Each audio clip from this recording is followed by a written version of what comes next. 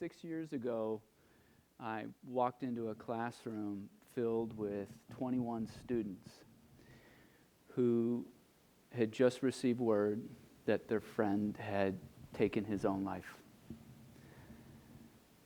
To this day, I struggle to articulate what we experienced together in that classroom. And as time goes on, one thing becomes increasingly clear to me as a teacher. And that is, it does not matter if you guys can check off all the boxes on the rubric of academic achievement, if at the end of the day you find your life so overwhelming or bereft of meaning that self-harm seems like a viable or even desirable option.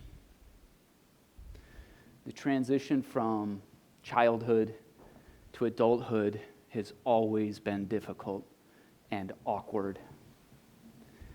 But you guys face novel challenges.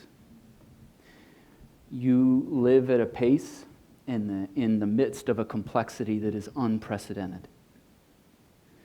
And when we continue, and we as adults continue to demand that you perform at the expense of your well-being, without equipping you with the tools to cope, we inadvertently push you towards seeking artificial means of escaping your anxiety, even if those means are self-destructive. Wanting to escape your anxiety is something I am very familiar with. When I was a sophomore in college, I was in the middle of class, and I got up out of my chair, I walked out of the classroom, I withdrew from school, and shortly after I was on a plane to the other side of the world to live in a Buddhist monastery.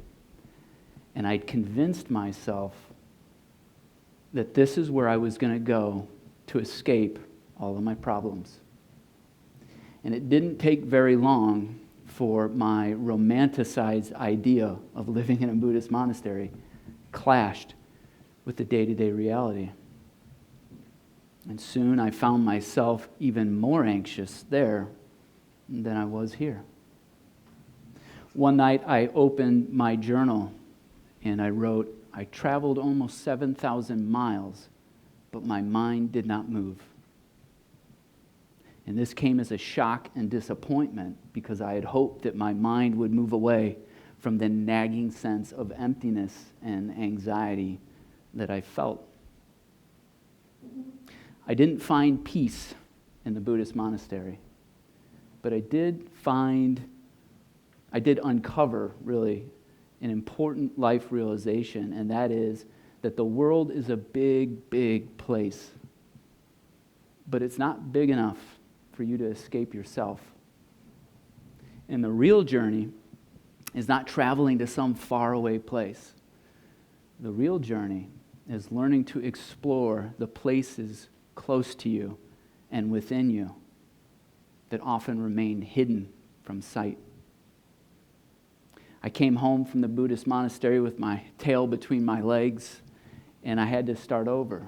And a part of that process was beginning a practice called mindfulness to better explore my anxiety.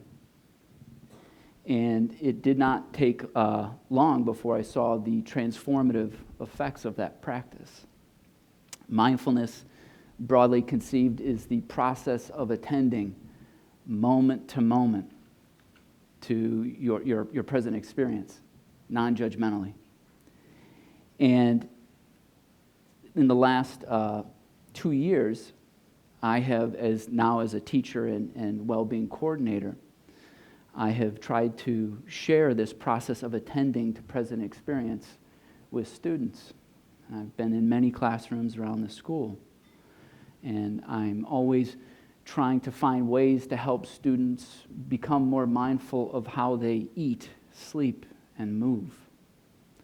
I ask students to pay closer attention to how they talk to themselves about their own experience, and if that voice in their head leads them to a better place, or if it's ultimately life-negating. I ask students to attend more closely to their relationships, and if they surround themselves with people who add value to their lives, and if they in turn add value to the lives of those around them. And last, I ask students to become more aware of their overall sense of meaning and purpose. And with my own students, I ask them to articulate their personal philosophy, and then to break it down into 3 words or less, and write it down on a piece of paper. Put it in your backpack. Put it on a nightstand. Put it on your bathroom mirror, so that every day you have a reminder to gauge your thoughts, your words, and your actions with what you believe to be most valuable, meaningful, and true. And last, I have introduced a number of students to the basic practice of mindfulness of breath.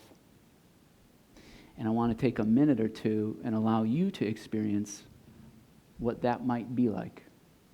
So if you all could sit up a little bit in your chairs,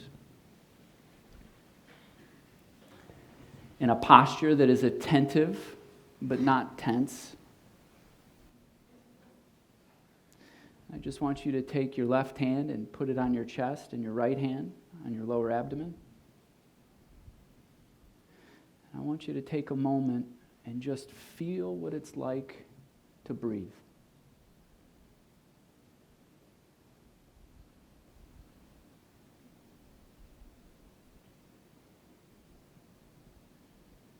And I want you to notice where your breath is most vivid for you. Maybe it's at your nostrils or in your throat. Maybe it's in your chest or your lower abdomen.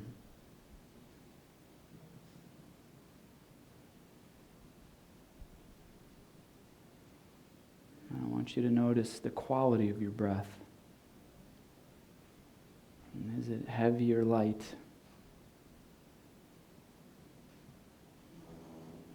Shallow or deep? Maybe it's fast and maybe it's slow.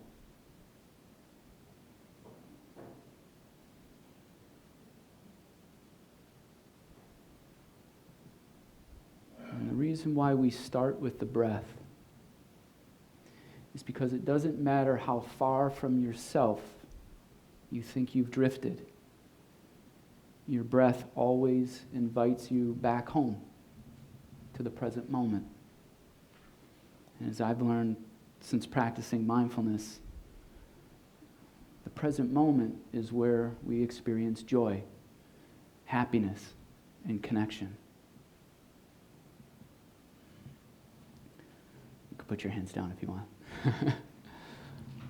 Conversations surrounding the aims of education almost always focus on the question of what knowledge is of most worth.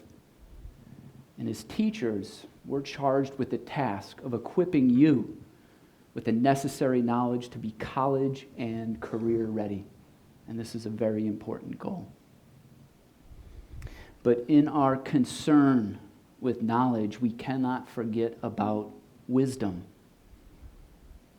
Because wisdom is understanding why our lives are important and worth living.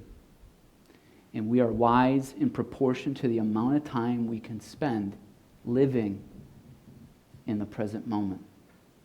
It's my hope that all teachers, all educators, all schools start taking students' need for wisdom as seriously as they take students' need for college admission and future employment. It's been 6 years since I walked into that classroom. But I still return to it, as uncomfortable as that might be, because it's a reminder to me as a person, and more importantly as a teacher, that my job is not just to equip you with knowledge. It's to help you become aware of a reason that excites you and pulls you out of bed in the morning. Mindfulness is not a panacea, but it is a promising place to start helping young adults reclaim their sanity and their well-being. Thank you.